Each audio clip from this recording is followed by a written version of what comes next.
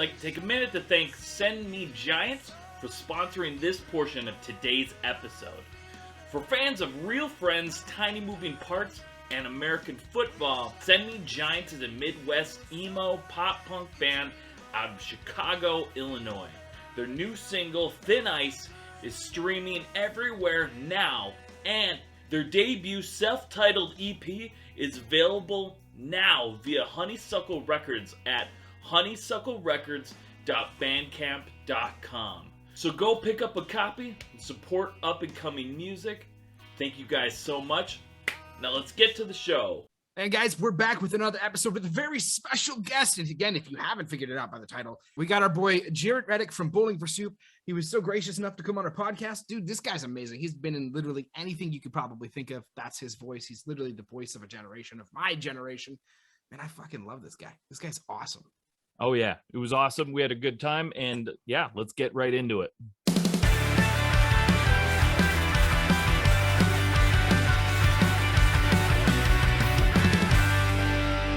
Welcome back to another episode of Where Did All My Friends Go? A podcast about life in the music industry. And guys, today, if you haven't figured out already by the title of the damn episode, we have Jaret from Bowling for Soup.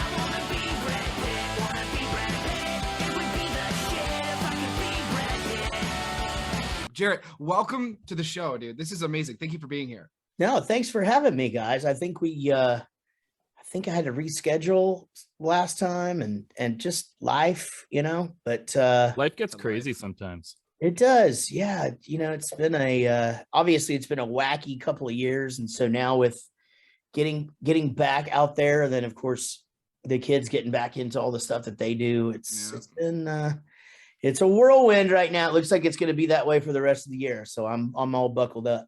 Hell yeah. Good. Yeah. Hell yeah. Got shit on lockdown. Yeah, because we're the same way. We're trying to, like, this month's really hectic, trying to get, we've got a bunch of guests, and then we also leave for So What Festival pretty soon here. Yeah. A couple of weeks, and just trying to get it all ready before we go. Understood, man. Understood. You get it. So, yeah, for anyone that doesn't know, Jaret Reddick is a jack of all trades, best known for Bowling for Soup, voice of Chuck E. Cheese, Phineas and Ferb, podcaster, and a whole lot more.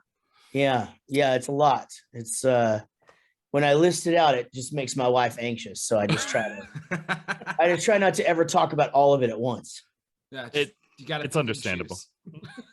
Yeah, you got to just be I just sort of like she's like, what do you got going on? And I'm like, do you really want to know what I've got going on today? Or so I just give her like the top stuff. Yeah. And that's usually the way to go. I mean, it's kind of the same with my wife as well. So yeah, I'd say the same. I don't have one. That's okay. It's wife. Nice. Yeah. It's okay, Bear. Hell yeah. But you do have the most yellow room in the world, which is amazing. It's kind of weird.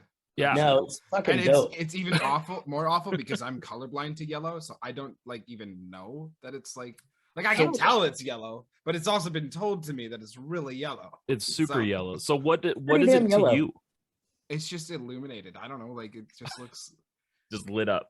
Like it just hey. Fair enough. Like, I don't know, gray. Like yeah, we've talked about that. It seems like there's a lot of red hues in my room, and then he's got just this intense yellow thing going on. It's just the fact that okay, real quick talk, this house that I'm living in right now is technically like this mansion, and it was built by this guy who was in like the French mafia or something like that, and he because you could tell this house wasn't designed by somebody who designs houses. It was designed by somebody with money. Like they were just like, I want this in my house, I want that in my house. Like the whole lighting in this room is like what you would have for billiard lighting, like a chandelier for billiards. That's why it's all yellow and dingy looking. And then apparently he killed his wife and then committed suicide on those chairs. Well, no, those are my chairs. Come on now, they're bringing the good vibes. Yeah, but I found that out. I was like, oh shit, but that makes sense because there's so many weird fucking things in this house that you're like, a designer wouldn't do that. That's a guy with money that just went, I want that there. You know what I mean? Yeah.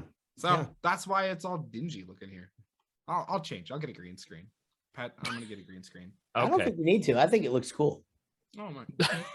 Stop So it. Jaret, let's start near the beginning here. So Bowling for Soup was formed in 1994.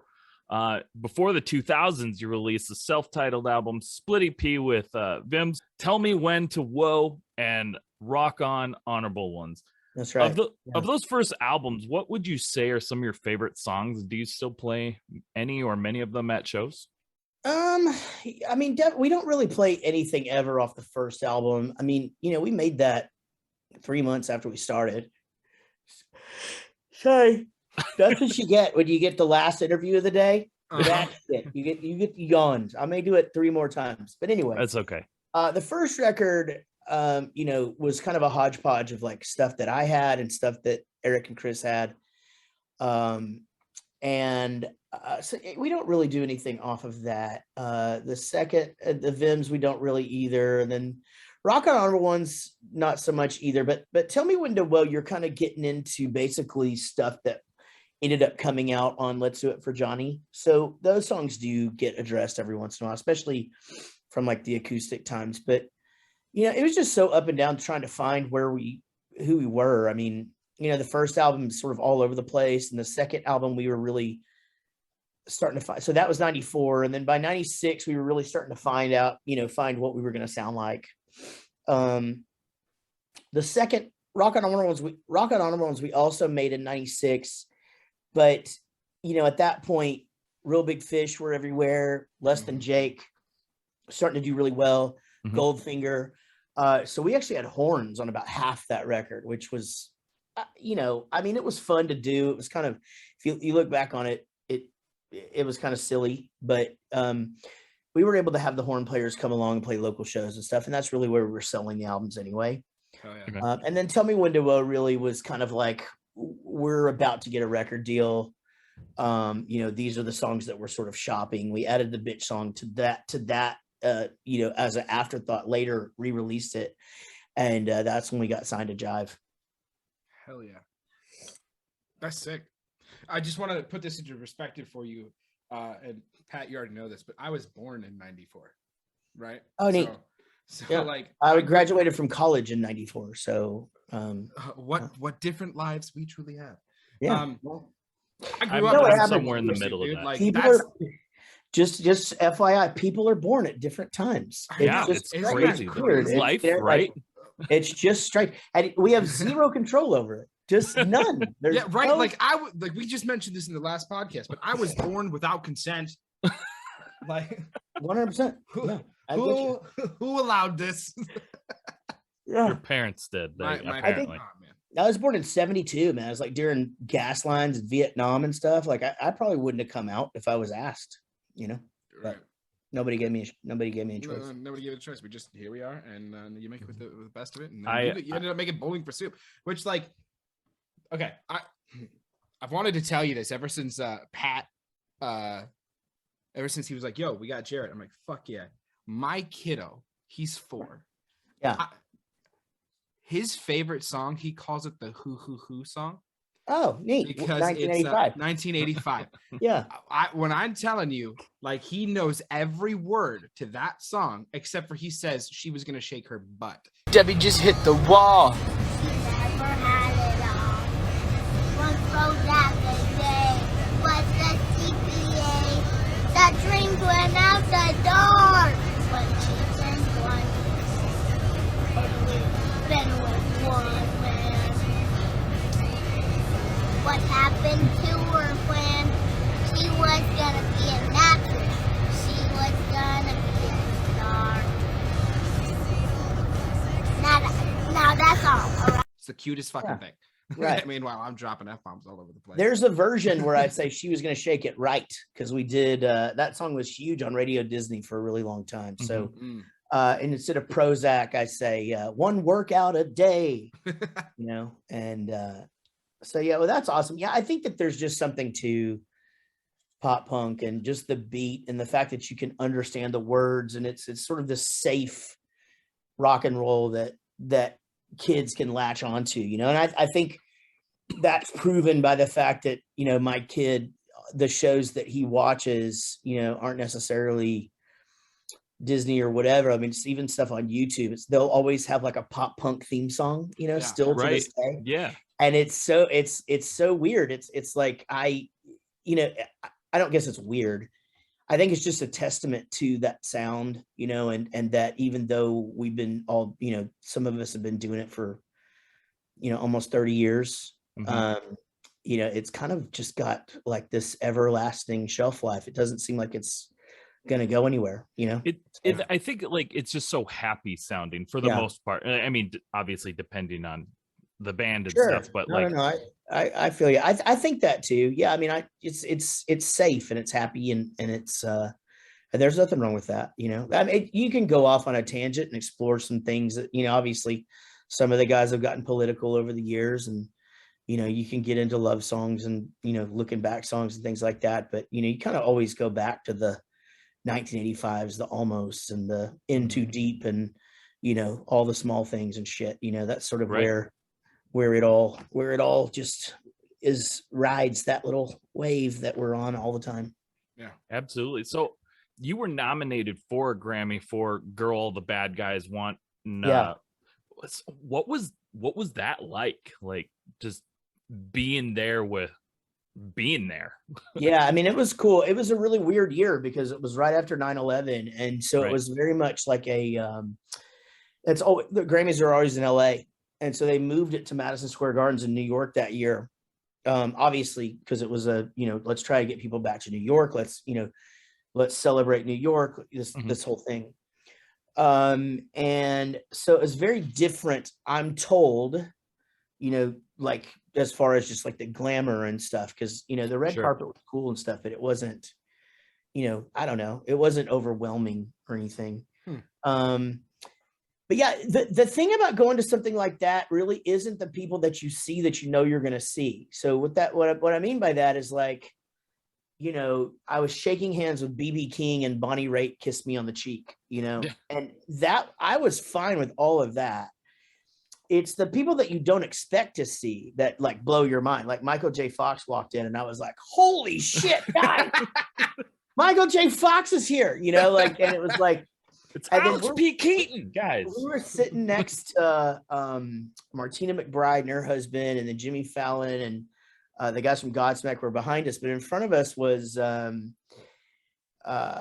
Missy Elliott and Evander Holyfield, you know, and I was just like, let's see if we can see where Mike Tyson bit off part of his ear, you know, like it's that kind of shit that really, you know, that you don't expect. But no, it was cool. It was a great experience. I mean, you know, it's funny because you don't really, you know, when you're nominated for a Grammy, you're just fucking nominated for a Grammy. Like you don't have to do anything to get in the club. It's like there's a lot of new people there. You know, there's a lot of people that have been there for 25 times. But you know, it was we didn't feel like I peed next to Elvis Costello. You know, like it was just, you know, it was a lot of fun. We had a blast. I guess like what? I mean, how do I even say this? Like, we have this idea of what things are going to be like, especially things like, you know, the Grammys, the Oscars, how they, you know, we have this idea from the outside looking in where it's almost like too good to be true, right? Like, oh my God, what it would be like to win an Oscar or a Grammy or whatever it is. And then you just realize these are just people. Like everyone's just people. They're still living. Like right now, The Rock is living and breathing somewhere. And like it kind of like de-glamorizes it a little bit, like brings you back down to earth, like, oh yeah, like, you know, I think I agree with all of that. I think like, but somebody winning an Oscar is like, that's pretty fucking big, you know. Oh yeah, yeah. I mean, like, it's like, you know, like to me, that's like, I don't know, you know, like that's still a person, but Jesus Christ, you know.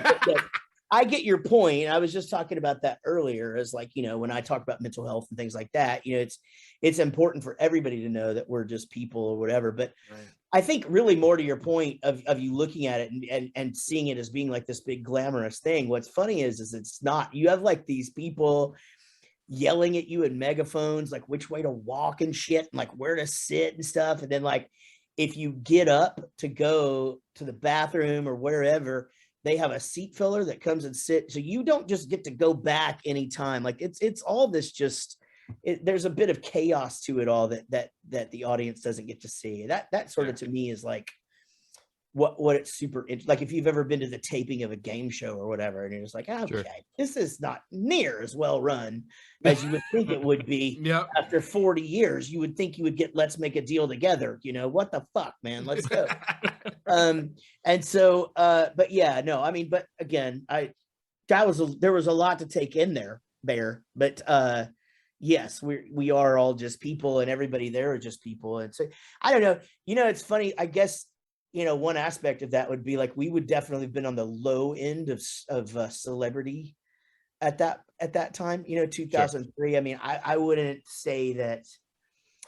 You know, I mean, we had a Girl of the Bad Guys wasn't really even a hit yet. Like it didn't go to pop until after that, and then that's when it was like a major hit. So we were literally nobody, and right. So just sort of sitting there and just watching how the other half lives, and it's just the same as us, you know. Mm-hmm.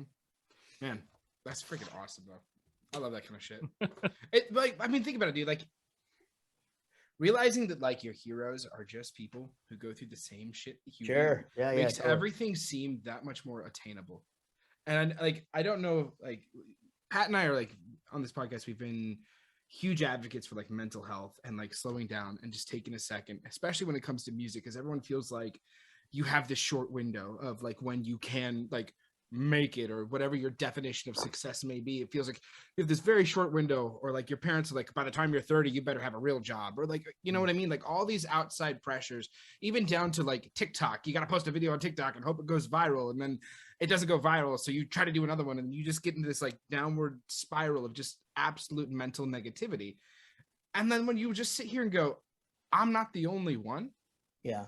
There's so much more power to that, especially when people like, I mean, I know you, Jaret, you've been a huge advocate for mental health. So let's even just take you, for example, especially when we have people, our listeners, me, Pat, we've all grew up listening to Bowling for Soup. We all grew up with you heavily influencing how we like heard music, how we watched TV shows or whatever it was.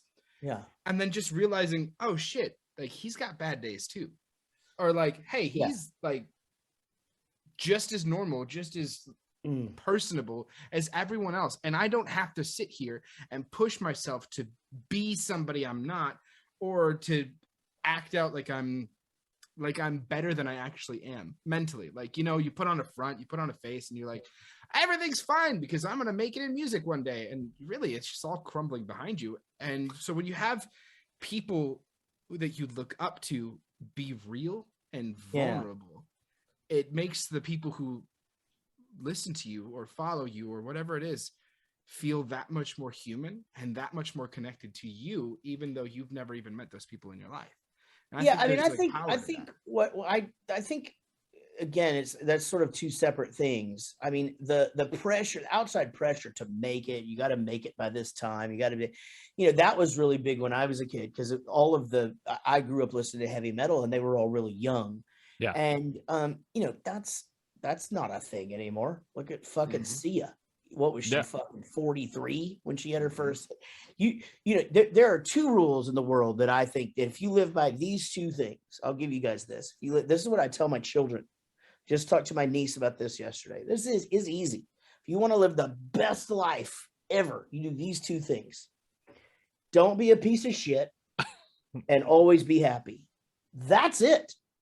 Don't be a burden on society or pay your fucking rent. Don't be a shithead. Be nice to people. Be honest with with yourself or whatever. Take care of yourself and be happy. That's it. That's all you got to do. You don't have to know what you want to do by the time you're 26. You have to know what you want to do by the time you're 46. And honestly, somebody telling you that you need to make it as a musician or make it as a podcast because somebody else did at a certain age or a certain time or a certain way is bullshit anyway, because nobody ever has the same path. Right. Yep. The days of everybody having the same path are gone. See, that was LA back in the fucking 80s when it was just like, Right. all right, we need to sign another band. Let's go get one. That's not how anything works. That's not how any of this works. And even people that are successful on TikTok or Instagram or whatever, none of them are going, all right, guys, here's the map. Because if you start to follow their map, you're fucking not genuine content, and it's not going to work anyway. So, the idea here is to push forward and do what you love and be passionate about it, and work through it and go through it and bulldoze your ass through it because you want to. I work a lot. I work a lot because I enjoy it. I'm successful in those things that I absolutely will not fucking let anything get in my way when I do it. The things that I do for fun, podcasting, I love it. I have a lot of fun doing it. I do not spend the amount of time needed to make those shows huge. Could I? Sure. But would time with my family, the things that I need to do for Bowling for Soup, my voiceover stuff that pays the bills, those things would suffer. So it's about time management, what I want to do, but I still enjoy doing the podcast, so I do them. So yeah, it's about drive, and then back to the point of everybody being human beings. That's back to, everybody starts somewhere. And the minute you start to meet people who you've looked up to, or, and then all of a sudden they're your peer. Like my favorite band, I have 3 out of 4 of their phone numbers in my phone. That's fucking crazy to me. Yeah. But they're all normal as shit. They have the same thing.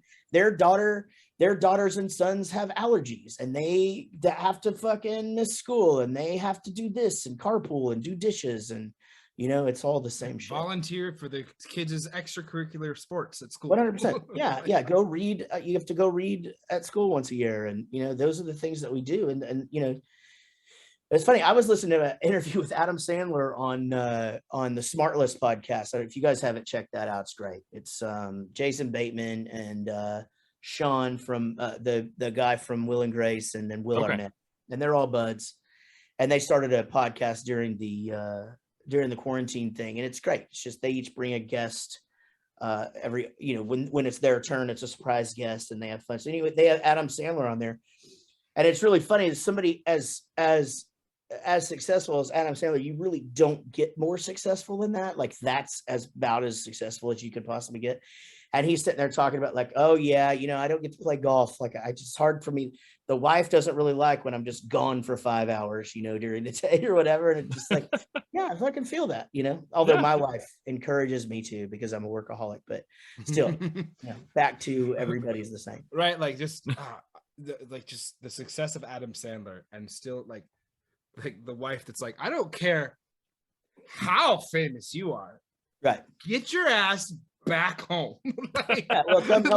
Come help with these kids. There's shit that needs to be done here. It's like every time I leave for tour, a fucking electrical something goes out, the cable doesn't work. It's always something that I'm the only one that knows how to do it, and that is frustrating as shit for a mom who's at home trying to raise kids and take care of your dogs that you had to have, and the fucking cat that all of that. So dude, there's normalcy. Take the most famous person and dive into their marriage and their parenthood or whatever, and you get to normalcy pretty quick. Yeah, that's crazy. Well, let's keep moving on. I mean, first off, this is my favorite part. This is my favorite question of the whole thing. You have been a large part of my personal favorite cartoon, Phineas and Ferb. Yeah. Not only writing and performing the theme song to the show, but also writing other songs for the show. Like, for example, Snuck Your Way Right Into My Heart. Yeah. There is no reason why that song should be that fucking good. Well, at all. I'll be honest with you. Those guys are ringers, man. They know what they're doing, and you go in and write with them, and it's, they have it mapped. Okay, here's the song that we need to write today, and that you do this. I was fortunate enough to have an open door policy and get to go in and write quite a few songs with them, and then play Danny, the lead singer of Love Handle, who actually sung "Snuck Your Way Right Into My Heart." And so yeah, I was very fortunate to do that. But yeah, I mean, all of those songs, man, so good. You know, So good. yeah, I mean, we would write one sometimes, and it would one song I co-wrote with them is in the first movie, and it's called Robot Riot. Yep. And that song, if you ever hear the full length of that, it's so catchy. It's just like, my God, we could change the words of this and it could really be on the radio. So lift up the curtain, right? Like, what's it like to do the voiceover work? What's it like to be on a show, especially with how I don't want to say groundbreaking, but how much of a monument Phineas and Ferb was to a generation like mine? What was it like working on that kind of a show? Yeah, I mean, you know, it was amazing. When I went in for my first meeting, they were basically looking for a show for me to do music on, and that's how pilots work. You end up getting assigned a show and you do all this work, and then the show doesn't get picked up, and then nothing happens. And so I was really just kind of sick of being told no, but I went in, I met Dan and Swampy, the creators, and we had lunch, and I just loved these guys right out of the box, man. And I knew that something special was going to happen. You could just tell, but it was those two sharing an office. They had one secretary, and we had our initial meeting. The next time I went there, they had half that floor, and the next time I went, they had moved to another floor and had the whole thing. And then by a few years later, they built them their own building. Wow. And so to watch that, and to be walking through the store and be like, oh shit, you're on macaroni and cheese, and send the thing, and then the creme de la creme, which was what was happening when I finally told them that they made it, was there's Phineas and Ferb Band-Aids, guys. You fucking did it. Like that. Yes! It doesn't get any bigger than Band-Aids. Like, it's true. That's true. If you want to be as successful in the world of things that are licensed, and somebody goes, how successful do you want your licensed product to be? The answer is Band-Aids. You get to Band-Aids, you've done it all correct. You're good. You can retire. You're fucking good, man. Because there ain't a lot of licensed things that have been on Band-Aids in the past. That's true. It's probably less than 50. So. But yeah, great fun, and always so much fun to work with, and always just really trusting with what I would do vocally, and just good guys. Is a blast. Well, I do want to let you know that I do have a Perry the Platypus tattoo on my leg. Good, as you should. As you should. Yeah, I don't, but. Yeah. Bear's got that one on lock for us. There's gonna be a whole thing. I can't tell you how many times I'm like, anytime I need something and I'm like, I don't remember what it is, I just go, it's mayonnaise, like, you know what I mean? Like, that's pretty good. Yeah, I follow Dan on TikTok too, because he's really funny. Like, oh yeah, he's really funny. And that guy just right when he decided to do TikTok, he was like, man, I'm gonna put my focus. I'm gonna do it. He goddamn did it, man. He's oh dude, he's got so many followers. It's crazy. Yeah. That's great. So with like on the topic of voiceovers, what was it like to be Chuck E. Cheese, and how did you get that gig? Well, I'm still Chuck E. Cheese. I have been for 10 years, and I was doing improv comedy here in Dallas, and a guy who got the new account for the advertising also was an improv comic and saw me one night. And it just something clicked in his head, and he was like, "Man, they were trying to make him a rock star and kind of tone down the big scary guy, make him small and cute." And makes sense. I remember when Chuck E. Cheese freaked me out. Yeah. I mostly remember 80s Chuck E. Cheese. So yeah, I mean, I was never freaked out by him. I always thought it was cool, but I know that kids were. My nephew was pretty scared of him and stuff, but. Yeah, they did a pitch for me they were like, this guy, we know he can sing and he can do all kinds of crazy shit with his voice. And, so they pitched me, and I didn't really ever even have to audition. I just said I'd do it. And next thing you know, I'm doing it. And so, yeah, there's a lot of blind faith from those guys, just pulling videos from the internet of me talking and doing interviews and things like that, of like showing my personality. Sure. So a bunch of trust in in just, what they knew of me, without me going in and really even developing anything for them at first. It took me about a year where I can just like whip it out and his voice, just like go into it and like really just nail stuff down. So it doesn't take me very long. All right, we got one last question here for you. All right. If you could give our listeners a piece of advice that you know now that you wish you knew when you were first starting out, what would it be?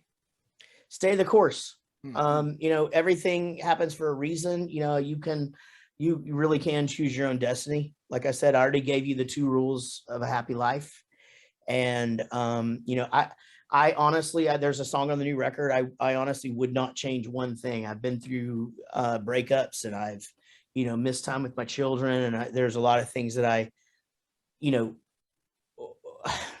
the chance, I at the time would have changed it, but I love where I am now. I love where my life is. And, my kids are awesome, and, my band is great and doing well. And, I would say stay the course, man, and, chart your own path. Awesome, man. Well, thank you so much. We're going to take a quick break. We'll be right back with our last few segments. And stick around. Hello again. We'd like to take a second to thank Punk Goes Print for sponsoring this portion of today's episode. Punk Goes Print is a pop punk inspired artist creating fun and exciting art to decorate your personal areas. From prints to keychains to water bottles, there's something for everyone. Some of my personal favorites are inspired by bands such as Mayday Parade, Taking Back Sunday, and Sum 41. Stop by www.punkgoesprint.com today and use our code UNSIGNED to get 20% off your order. Thanks so much. Let's get back to this episode. And we're back, guys. Once again, we have Jaret Reddick of Bowling for Soup, Chuck E. Cheese, Phineas and Ferb, and probably anything else you could probably imagine. We are back with our next segment, the Obscure Questions segment. This literally has nothing to do with your career or anything about like music or anything. So Okay. here we go. If you could be the voice of any animated character in existence aside from Chuck E. Cheese, who would you be and why? Oh man, that's so hard. I just got a sidebar to you. I got an opportunity to read for the new Scooby-Doo when he came out, and I didn't do it because I didn't want to be the guy that changed Scooby-Doo's voice. Sure. Yeah. Makes sense. It's Yeah. so iconic, Mhm. Any cartoon character. I mean, I guess I'd probably have to be, what cartoons do I like? God, did other people just answer this shit? Like, and they just know what they're gonna say. No. That's why it's obscure. A lot of times we come up with like even more weird things. Yeah, that's this. really, really hard. I'd say, let's just say, God, that's fucking hard. All right.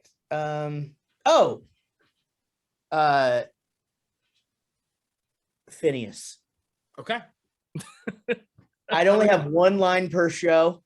Yeah, One line. you'd be the Ferb version Goodbye. of Phineas. Yeah, Ferb. I'd be Ferb. That's right. Ferb. There you go. So Okay. this was a just rant. Normally with our obscure questions is we come up with these about 10 minutes before the show because we're like, we want to be as random as possible. Okay. So this one, I was wondering, what's the most ridiculous thing, at least, that you feel that you've ever just rage quit? That I've rage quit? Yeah, like sometimes like video games, you just rage quit. Okay, so I just get pissed and just quit something? Done. Oh, man. Yeah, there's got to be something. So I've never really been a video game guy. Gosh, that's freaking hard. Man, I did almost freaking rage quit golf recently. That's so understandable. That makes sense. It'd probably be auditioning for voice stuff, because there was one that I really, really felt like I should have got, and I didn't get it. And then I heard the guy that got it, and he was way better than me. So I was just like, this is a waste of my time. So I'm already Chuck E. Cheese. I'll just do that. Yeah, that makes sense. Okay, last question. At what point is a pizza hot pocket just a giant pizza roll? Ooh, good question. Well, Well, a pizza roll is very important because you can just pop the whole thing in your mouth. You know, Of course, you're going to be like going. now, the well, whole yes, time. both of them will burn the shit out of your tongue and the top of your mouth, but and you can fit way more ingredients into a hot pocket. But I totally see what you're saying. It's but you know, it's my slider rule. If I'm being completely honest, like hamburgers are just better when they're smaller, and I can't explain why. That's fair. That's honest. Fuck. That's a great question. Yeah, Or not question, but great answer. yeah. I was gonna say, Sliders are thank you, just- Pat. I came up with the question all by myself. Sliders are just better than their bigger sandwich. Yeah. It's just accurate. Same flavor, smaller piece, more like. I don't know what it is, Yeah, I man. don't It's know. just better, just better. It's cute. Like it's for sure cute. Adorable is what it is. True, I like that. On that, we're gonna go to our last segment. We're gonna fly through this one. This is rapid fire questions. All right. You're gonna speak from the heart and shoot from the hip. Okay. Coke or Pepsi? Coke. Star Wars or Star Trek? Star Wars. Mario or Luigi? Luigi. Nice. Gwen Stefani or Haley Williams? Oh, who's Haley Williams? Paramore. Oh, Gwen. I like good. I'm a big Gwen fan. Loved Big it. Gwen. Yeah, No Gwen. doubt. I think a lot of that is just based upon probably maturity level too, because I like older chicks. Yeah, that's Attaboy. fair. Hard shell or soft shell tacos? Soft shell. Final question. Sum 41 or yellow card? Some 41. Are you kidding? That's not even a thing. They're not even in the same arena. In fact, I don't think yellow card was ever in an arena. I'm kidding. My Some God, 41 you're are a my father. some 41 are my boys. I got to go with them. We're playing some shows with them this summer. Tulsa, Exciting. Yeah. Oklahoma was just announced today, so we're excited Hell yeah. about that. And Hell yeah. yeah. Well, dude, you did it. You made it through the podcast in 30 seconds or less. Let us know what you have going on. How can we find you? How can we follow you? What's next? What's new? Super easy. Bowling for Soup, new album is out now. Pop Drunk Snot Bread. You can stream it anywhere. You can find everything that I do, everything we talked about at jaretreddick.com. And then if you want to go straight to my new country stuff, just go to jaretrayreddick.com.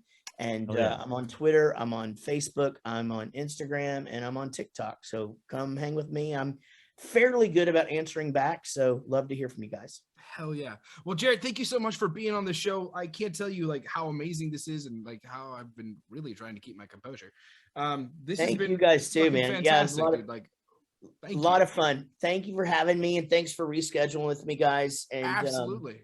yeah, man, I'll see you guys down the road. All right. With Hell that, yeah. this has been another episode of Where Did All My Friends Go? A podcast about life in the music industry. We will catch you guys next Monday.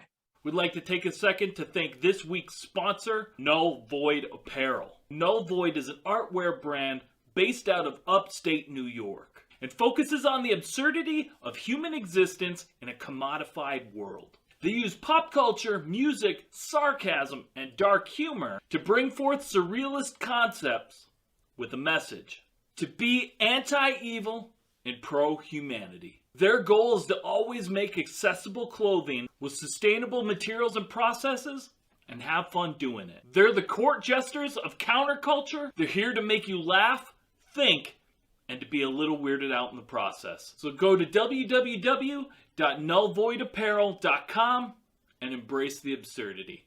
Thank you so much for watching. Please hit that like and subscribe. Thank you to those who already are. Check us out on Spotify, Apple Music, or anywhere else you stream your podcast. If you're in the position to help us grow, head over to our Patreon at www.patreon.com/unsignedpoppunk. Let us know in the comments below who you'd like to see on the show and what other content you'd like to see. Thanks so much.